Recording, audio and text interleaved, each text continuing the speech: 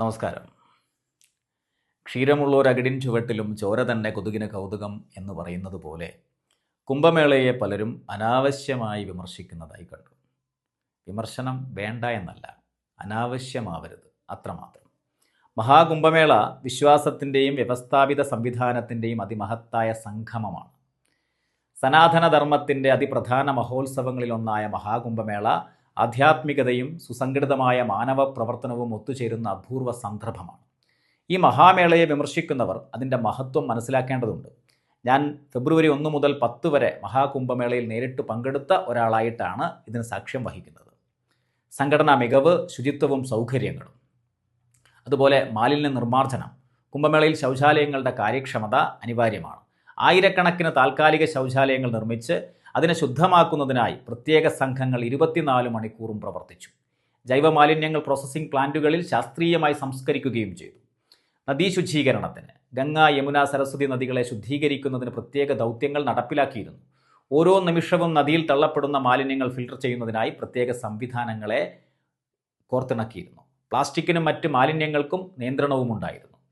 അതുപോലെ മാലിന്യ സംസ്കരണത്തെ ശ്രദ്ധിക്കുകയാണെങ്കിൽ ഭക്ഷണാവശിഷ്ടങ്ങൾ, പാക്കിംഗ് മെറ്റീരിയലുകൾ എന്നിവയുടെ കാര്യക്ഷമ സംസ്കരണം നടന്നു എന്ന് കാണാം. തിരക്ക് നിയന്ത്രിക്കാൻ അതുപോലെ പ്ലാസ്റ്റിക്കിനെ നിരോധിച്ചുകൊണ്ടും ജൈവമാലിന്യ സംസ്കരണം, ആധുനിക വസ്ത്രമാലിന്യ സംസ്കരണ സംവിധാനങ്ങൾ എന്നിവ നടപ്പിലാക്കി.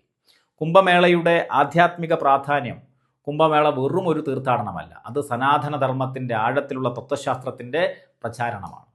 തപസ്, ജപം, ധ്യാനം എന്നിവ നടത്തുന്നതിനുള്ള ഏറ്റവും അനുയോജ്യമായ സ്ഥലമാണ് ഇത്. അനവധി സന്യാസിമാരും ഋഷിമാരും തപസ്വിമാരും ഇവിടെ ഒത്തുചേരുന്നു. ഭക്തർ കുംഭമേളയിൽ പങ്കെടുക്കുന്നതിൻ്റെ പ്രധാനപ്പെട്ട കാരണങ്ങൾ പാപവിമോചനം, ത്രിവേണി സംഗമത്തിൽ കുളിക്കുന്നത് പാപവിമോചനത്തിനാണെന്ന് വിശ്വസിക്കുന്നു. ഒരുപാട് സംഘർഷങ്ങൾ ഇല്ലാതാക്കുവാൻ ഈ വിശ്വാസം മാത്രം മതിയാകും. അതുപോലെ ആധ്യാത്മിക ഉന്നതിയെക്കുറിച്ച് മനസ്സിലാക്കുകയാണ്. സന്യാസിമാരുടെ ദർശനം, ആധ്യാത്മിക ചർച്ചകൾ, പൂജാപാഠങ്ങൾ എന്നിവ ഭക്തർക്ക് ആത്മീയ ഉണർവ് നൽകുന്നു. സാമൂഹിക ഏകത, ലോകത്തിൻ്റെ വിവിധ ഭാഗങ്ങളിൽ നിന്ന് വരുന്ന ഭക്തജനങ്ങൾ തമ്മിൽ ഐക്യത്തിൻ്റെ അനുഭവം പങ്കിടുന്നു. കുടിൽ തൊട്ട് കൊട്ടാരം വരെയുള്ളവർ ഇവിടെ വേർതിരിവില്ലാതെ ഒന്നായിത്തീരുന്നു. കുംഭമേളയെക്കുറിച്ച് തെറ്റിദ്ധാരണകൾ പരത്തുന്നവർ അവിടുത്തെ യാഥാർത്ഥ്യം നേരിൽ കണ്ടിട്ടുണ്ടോ?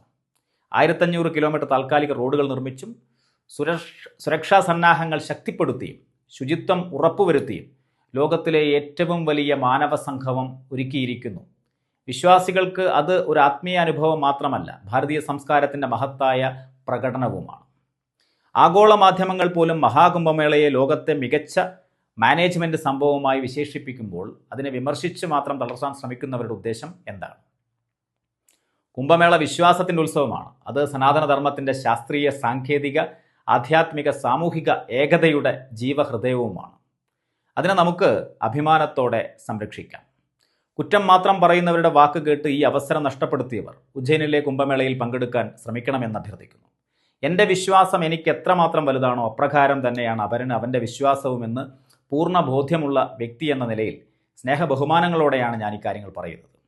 പള്ളിക്കുന്ന് പള്ളിയിലും തവിഞ്ഞാൽ പള്ളിയിലും അതുപോലെ മാനന്തവാടിയിലെ അമലോത്ഭവ തീർത്ഥാടന കേന്ദ്രത്തിലും അതുപോലെ ഭാവലിയിലെ മഖാമിലും അതേപോലെ തന്നെ ഒണ്ടേങ്ങാടിയിലെ മഖാമിലുമെല്ലാം സന്ദർശനം നടത്തുന്ന, അല്ലെങ്കിൽ എൻ്റെ സുഹൃത്തുക്കളായ ഇതര മതവിശ്വാസികളോടൊപ്പം ചേർന്ന് നിൽക്കുന്ന ഒരു വ്യക്തി എന്ന നിലക്ക് തീർച്ചയായും അവനവൻ്റെ വിശ്വാസത്തെ അത്രമാത്രം ഉൾക്കൊണ്ട് അവരൻ്റെ വിശ്വാസത്തെ ബഹുമാനിച്ചുകൊണ്ട് നമുക്ക് നമ്മുടെ മഹത്തായ ഭാരതം ലോകത്തിന് മുഴുവൻ മാതൃകയാക്കാവുന്ന ഒരു മാനേജ്മെൻറ്റ് സ്കില്ല് പുറത്തെടുത്തതിന് അഭിമാനിക്കാം.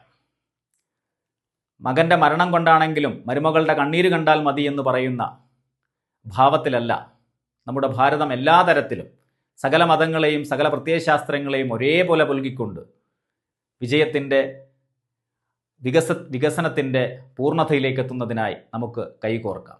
എല്ലാവർക്കും നന്മകൾ മാത്രമുണ്ടാവട്ടെ. നന്ദി, നമസ്കാരം.